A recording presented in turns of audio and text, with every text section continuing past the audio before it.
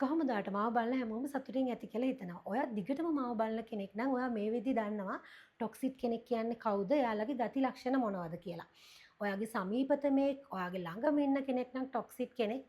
ඔයා එයත් එක්ක ගනුදෙනු කරන්න ඕනේ කොහොමද කියලා දන්නවා. මේකේ වැදගත් අංකයක් තමයි බවුන්ඩරිස් ගැන. මම කලින් වැඩසටහනේ කළා බවුන්ඩරිස් නැති වුණාම ටොක්සික් කෙනෙක් එක්ක ඔයාට අනිවාර්යෙන් ජීවත් වෙන්න වෙනවා නම්. මෙතනදී මම මුලින්ම අවධානය කරනවා ඔයාට අත්හරින්න පුළුවන් නම් ටොක්සික් කෙනෙක් අතාරින එක ඔයාගේ මානසික සෞඛ්‍යයට හොඳයි. නමුත් ඔයාට අතහරින්නම බැරි කෙනෙක් නම් ළඟම ආශ්‍රය කරන අම්මා තාත්තා වෙන්න පුළුවන්, පාර්ට්නර් වෙන්න පුළුවන්. ඔයාට මොනම හේතුවක් නිසාවත් අත්හරින්න බැරි කෙනෙක් නම් එහෙම කෙනෙක් එක්ක ජීවත් වෙද්දී අංක 1 විදිහට වැදගත්ම දේ තමයි බවුන්ඩරිස් සෙට් කරගන්න එක.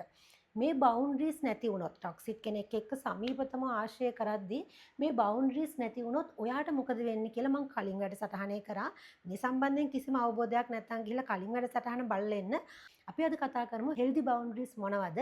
ඒ බවුන්ඩරිස් අපි කොහොමද සෙට් කරගන්නේ කියලා. බවුන්ඩරි එකක් කියපු ගමන් ගොඩක් අයට මතක් වෙන්නේ ලොකු ગેප් එකක් තියාගන්න ඕන කියන එක. සමීපතමෙක් ඉන්නවා විස සහිතයි. විස සහිත ගතිගුණත් එක්ක මගේ මානසික සෞඛ්‍යයට හානියක් වෙන්න පුළුවන්. ඒක නිසා මම එයත් එක්ක ලොකු පරතරයක් හදා ගන්නවා. මේ පරතරයේ සීමාවක්නේ බවුන්ඩරි එකක් කියන්නේ සීමාවක්. එතකොට මේ පරතරය ඇතුලේ මම යාව නොසලකා හරිනවා, මම යාව ප්‍රතික්ෂේප කරනවා. මොකද එයත් එක්ක නිතර ගනුදෙනු කරාම මගේ මානසික සෞඛ්‍යයට හානි වෙන්න පුළුවන් නිසා මම යාව නොසලකා හරිනවා නෑ. බවුන්ඩරි එකක් කියලා කියන්නේ නොසලකා හැරීමක්, ප්‍රතික්ෂේප කිරීමක් නෙමෙයි. පිළිගන්න පුළුවන් අවස්ථාවන් හඳුනා ගන්න. ප්‍රතික්ෂේප කරන්න පුළුවන් අවස්ථාවන් හඳුනා ගන්න එක. මෙන්න මේ දෙක හඳුනා ගැනීම තමයි බවුන්ඩරි එකක් කියලා කියන්නේ. අපි උදාහරණයක් ගමු මෙහෙම ටොක්සික් අය ගොඩක් කැමති ආරවුලක් නිර්මාණය කරන්න. දැන් ආරවුලක් නිර්මාණය කරගෙන එනවා. ඒතකොට ඔයාට තේරෙනවා ඔයාට වඩා ප්‍රතිවිරුද්ධ අදහසක් තමයි මේ ටොක්සික් කෙනාගෙන්, තමන්ගේ සමීපතමයාගෙන් හස්බන්ඩ් නම් වයිෆ් වෙන්න පුළුවන්, අම්මා තාත්තා වෙන්න පුළුවන්. තමන්ගේ සමීපතමයාගෙන් එළියට එන්නේ තමන්ට වඩා ප්‍රතිවිරුද්ධ අදහසක්. ඔයා ඒ ප්‍රතිවිරුද්ධභාවය එයාට කියාගෙන නැහැ. ඕක නෙමෙයි මේක හරි කියලාත් ඔයා හරි කියලා හිතන දේ ඔයා එයාට කියන්න ගන්න. එතකොට එයා හදන්නේ ඔයාව පාලනය කරගෙන තමන් හරි. ටොක්සික් කෙනා කවදාවත් හරි වුණත් වැරදි වුණත් එයා වැරද්දක් විදිහට දකින්නේ නැහැ. එයා හිතන්නේ එයා හරි කියලා. එතකොට ඔයත් මේ වෙලාවේ යනවා නම් එයා වැරදි කියලා කියන්නේ මෙතන ආරවුල ටිකක් වැඩි වෙනවා. ආරවුල වැඩි වෙනවා කියලා කියන්නේ ටොක්සික් කෙනා මානසිකව සතුටටපත් වෙනවා. දැන් ඔයා කරන්නේ ටොක්සික් කෙනාව මෝටිවේට් කරනවා සතුටු වෙන්න. ඒක නිසා ඔයාට පුළුවන් ආරවුලක් පටන් ගන්න අවස්ථාවේදීම එතනදී මග ඇරලා යන්න. නැත්තම් කතා කරන්න එපා. මම ওই මාතෘකාව ගැන කතා කරන්න කැමති නෑ. අපි කියමු දේශපාලනය ගැන කතා කරනවා කියලා. මම දේශපාලනය ගැන කතා කරන්න කැමති නෑ. නැත්තම් මොනවා හරි ආරවුලකට උද්ගත වෙන මාතෘකාවක් තියෙනවා නම් නිවස ඇතුලේ කතා බහ කරන මේ ගැන කතා කරන්න එපා. ඒ වගේ ඔයාට පුළුවන් මේ ටොක්සික් කෙනාව අයිඩෙන්ටිෆයි කරගන්නවා. දැන් අපි දන්නවා මෙයාට තියෙනවා ටොක්සික් ගතිගුණ. එතකොට මෙයා ආරවුලක් ක්‍රියේට් කරන්න හදද්දි, ගැටලුවක් ක්‍රියේට් කරන්න හදද්දි මේ ඔයා දැන් අයිඩෙන්ටිෆයි කරගෙන ඉන්නේ. ඒ දේවල් ප්‍රතික්ෂේප කරන්න. මේ හෙල්දි බවුන්ඩරිස් සෙට් කරගනිද්දී ඔයා කරන තවත් වැරද්දක් තමයි මේ විස සහිත කෙනාව වෙනස් කරන්න උත්සාහ කරන එක. මේ සමීපතමයන් ගැනනේ කතා කරන්නේ, ආදරය කරන අය ගැන.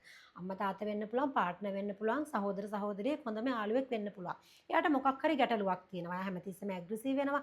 අනිත් අයව කන්ට්‍රෝල් කරන්න try කරනවා. නෙගටිව් හැමතිස්සෙම කතා කරන්නේ මොකක් හරි ගැටලුවක් තියෙනවා කියලා ඔයාට දැනුණම ඔයා බලනවා එයාගේ මානසික සෞඛ්‍ය වෙනුවෙනුත් වටපිටාව ඉන්න අය වෙනුවෙනුත් මෙයාව කවුන්සිලින් වලට එක් කරගෙන යන සයිකියාට්‍රික් කෙනෙක් ගාවට එක් කරගෙන යන ඔයා කතා කරනවා.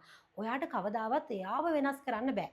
ඔයාට වෙනස් කරන්න පුළුවන් ඔයාව විතරයි. එයාට කවදා හරි හිතුණොත් මගේ මොකක් හරි ගැටලුවක් තියෙනවා මම මේක වෙනස් කරගන්න ඕනේ කියලා අන්න එතකොට එයාව උපදේශනයට අරගෙන යන එක සාර්ථක ක්‍රමයක්. නමුත් ඔයාට වමනාවෙන් ඔයා එයාව උපදේශනයට අරගෙන යනවා කියලා කියන්නේ එතනත් ඔයාගේ මානසික නිදහසට ගැටලුවක් වෙන්න පුළුවන්.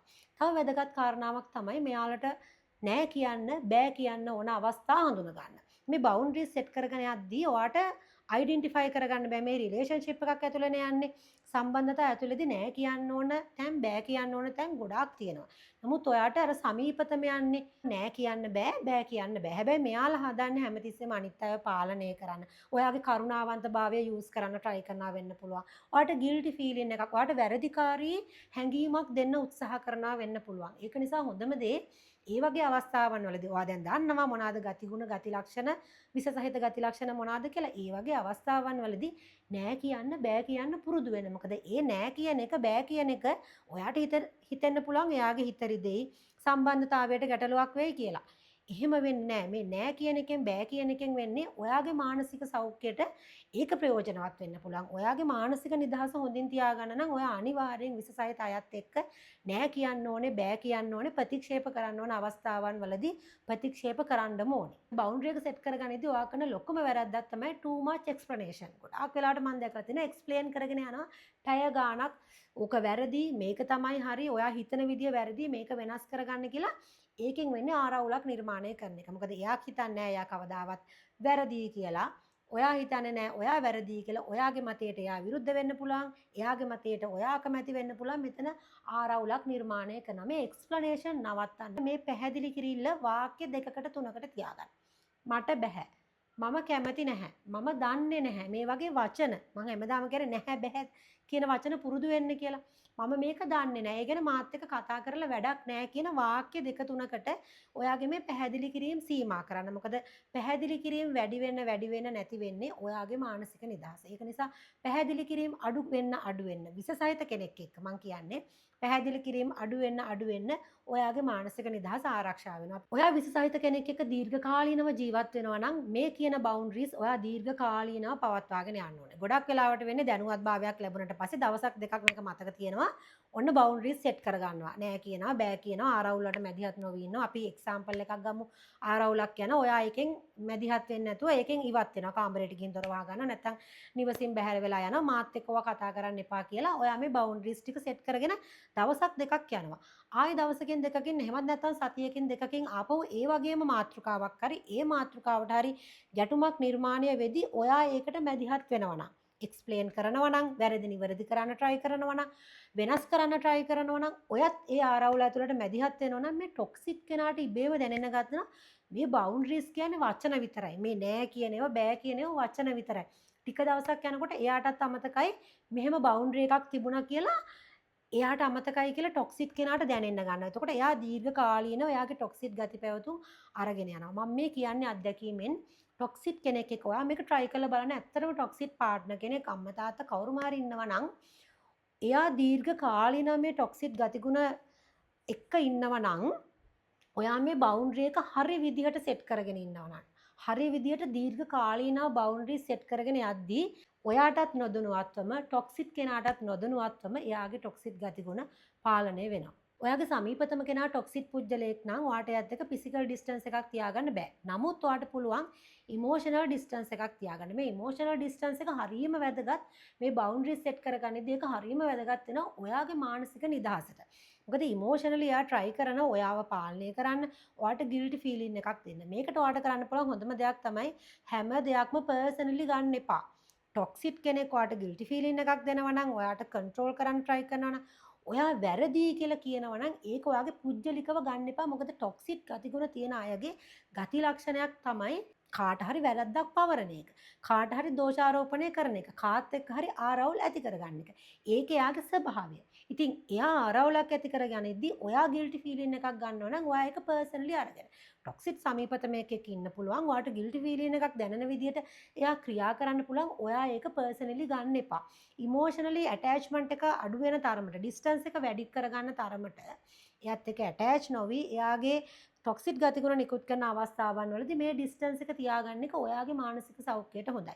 ඒ වගේම ඔයා සපෝට් සිස්ටම් එකක් තියාගන්න ඕනේ. මම මේ හැම වැඩසටහනකම අවධානයෙන් මතක් කරනවා ටොක්සික් පාර්ට්නර් කෙනෙක්, ටොක්සික් අම්මා තාත්තා, ටොක්සික් සමීපතමයක එක්කනම් ඔයා එදිනදා ජීවිතය ගත කරන්නේ. දිනපතා ජීවිතය ගත කරන්නේ. මෙහෙම කෙනෙක් එක්කනම් ඔයාට සපෝට් සිස්ටම් එකක් ඕනේ. මේ වගේ කෙනෙක් තමයි ඇත්තටම කවුන්සිලින් වලට යන්න ඕනේ. මොකද දීර්ඝකාලීනව ටොක්සික් කෙනෙක් එක්ක ජීවත් වුණා කියන්නේ මෙයා ඉන්නේ දැඩි මානසික පීඩාවක. පාලනයට නතු වෙලා තියෙන්න පුළුවන්, ගිල්ටි ෆීලින් එකක් ඇවිල්ලා තියෙන්න පුළුවන්, ජීවිතේ ඇති කියලා හිතෙන්න පුළුවන්. හැමදාම ආරවුල්, දවස්පතා, සතිපතා, මාස්පතා හැමදාම ආරවුල් නිර්මාණය වෙලා තියෙන්න පුළුවන්. නිවස ඇතුලේ පහර කෑම වලට ලක් වෙලා තියෙන්න පුළුවන්. තමන් වැරදි කියලා වැරදිකාරී හැඟීමක් දැනෙලා තියෙන්න පුළුවන්. මොකද්ද මට මේ ජීවිතේ මේක මහා කර්ම ජීවිතයක් කියන හැඟීම දැනෙන්න පුළුවන්. එතකොට දැඩි මානසික පීඩාවට පත් වෙලා ඉන්නේ ටොක්සික් කෙනත් එක්ක දීර්ඝ කාලීනව ජීවත් වෙච්ච කෙනෙක්. ඒක නිසා දීර්ඝ කාලීනව මේ විදිහට ප්‍රශ්න වලට මුහුණ දුන්නම ඔයාටත් නොදුනවත්වම ඔයා මානසිකව ගැටලුකාරී තත්ත්වයන් වලට මුහුණ දෙන්න පුළුවන්. ඒක නිසා අනිවාර්යෙන් සපෝට් සිස්ටම් එකක් තියාගන්න. මේ ප්‍රශ්න කියන්න හොඳම යාළුවෙක් නැත්නම් කවුන්සිලින් වලට යන තෙරපිස්ට් කෙනෙක් හොයාගන්න. මොකද බවුන්ඩරිස් සෙට් කරගන්න එක බොහොම වැදගත්. බවුන්ඩරිස් තියෙද්දි සමහර විට ඔයාලට පීඩාකාරී තත්ත්වයන් දැනෙන්න පුළුවන්. බවුන්ඩරිස් කියලා කියන්නේ දඬුවමක් නෙමෙයි. ගොඩක් වෙලාවට බවුන්ඩරි එකක් කිව්වම අනේ පව් එයා මගේ සමීපතම එයාට ඒක දඬුවමක් වගේ දැනෙන්න පුළුවන්. නෑ බවුන්ඩරිස් කියන්නේ දඬුවමක් නෙමෙයි. මොකද ඔයා තමයි අංක 1. ඔයා තමයි ඔයාගේ ජීවිතේ වැදගත්ම කෙනා. ඔයාගේ මානසික නිදහස තමයි වැදගත්ම. ඔයාගේ මානසික නිදහස හානි වෙනවා නම් යම්කිසි කෙනෙක්ගේ යම්කිසි ගති ලක්ෂණ නිසා ඒක ඔයාට බලපානව මොන විදියකින් හරි වක්‍රාකාරව ශාරීරිකව අසනීප වෙන්න පුළුවන් මානසිකව අසනීප වෙන්න පුළුවන් මේ වක්‍රාකාරව ඔයාට බලපෑම් එල්ල කරන්න කලින් ඔයාගේ මානසික නිදහස ආරක්ෂා කරන්න මේ බවුන්ඩරිස් සෙට් කරගන්න. මම වැඩසටහන් මාලාවක්ම කරලා තියෙනවා ටොක්සික් අය සම්බන්ධයෙන්. බලලා නැත්නම් ගිහින් බලලෙන්න. ස්තුතියි අදත් මාගේ වැඩසටහන බැලුවට. ඔයාට මේ වගේ ටොක්සික් කෙනෙක් එක්ක ජීවත් වෙලා ජීවිතේ අභියෝග තියෙනවා නම් කමෙන්ට් එකක් දාන්න අමතක කරන්න එපා. ස්තුතියි අදත් මාත් එක්ක රැඳී සිටියට සබ්ස්ක්‍රයිබ් කරලා නැත්නම් සබ්ස්ක්‍රයිබ් කරගෙනම යමු. මේ වගේ වැඩසටහන් බලන්න පුළුවන් ඔයාට ඉදිරියටත් දිගටම.